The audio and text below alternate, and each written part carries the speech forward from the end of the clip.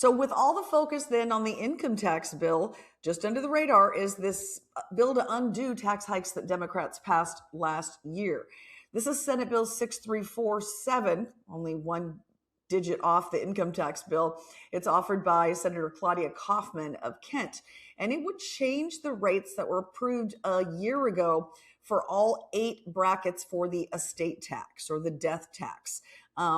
So the wealthiest, of course, were hardest hit by the change last year that put that thing up to 35%. So they stand to be the biggest beneficiaries, if you will, of the proposal that would roll it back to basically exactly where it was a year ago. Now, I spoke with Mark Harmsworth, the director of the Small Business Center at Washington Policy Center. He told me he suspects that the reason that Democrats are ready to roll this thing back only a year after they jacked it up is that it's not bringing in the revenue that they expected from the estate tax. He explained to me as, it's relatively easy for somebody in, with a lot of wealth to, once they retire, all they got to do is move out of the state to avoid having to pay this massive death tax.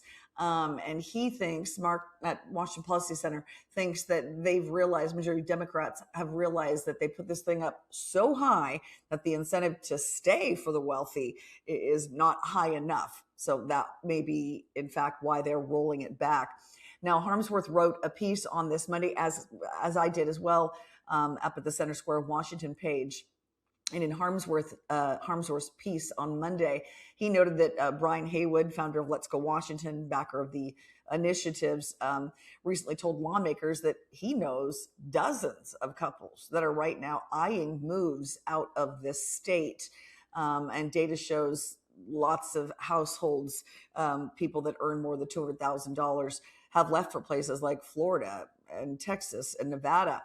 The Associated Press just put out a piece a week and a half ago, noting that a lot of wealthy Seattle transplants are going to Las Vegas and places like, Henderson, Nevada, just outside of Vegas, to escape things like the massive estate tax or the pending income tax. So that's what we're watching very closely